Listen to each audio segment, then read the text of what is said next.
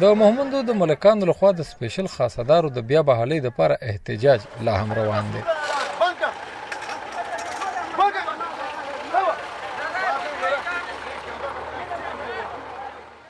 دا احتجاج په 11 جولای شروع شوی او د دوی غوښتنه ده چې د پخوانۍ فاټا د ختمېدو وروسته چې حکومت کوم سپیشل خاصدار او یا خصوصي مراد ختم کړي واپس دی بحال کړي. چې زمونږ سپیشل خاصدارو د قام مراتو تقریبا د 70 سال نه هغه حکومت ختم کړي دي.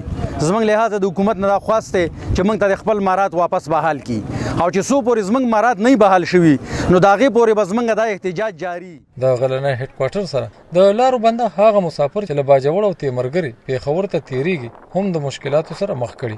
دغه مسافرو دپاره نږدې او اسانه لار د محمدو ده او په دغه مسافرو کې زیاتره سرکاري نوکران او مریضان هم شامل دي. دی وایي چې دا زموږ ځان له صوبه ده، مومندو ځان له صوبه ده. نو زه اوس د ډي سي او اے سي دې خلکو ته حیران یم دې کالونۍ کې تاسو ناست دي څه دپاره ناست دي؟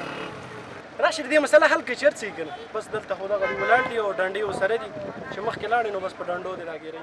15 ورځې د دې روډ وشي را بندېږي او راځي پوره تاسو ته وایي تاسو ته روزانه خلک وش باغ دي تاسو ډېر راځي بیا باغ لار باندې ځئ که نه موږ خو چې ولاړ موږ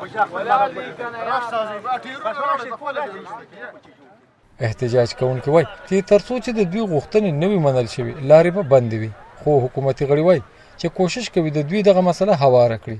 د لارې د بندښت له وجې خلک اوس د محمدو په غرونو کې په کڼ کپرو لارو تیریږي چې مزل یې اوږد هم دی او د سفر وخت هم زیات لګي.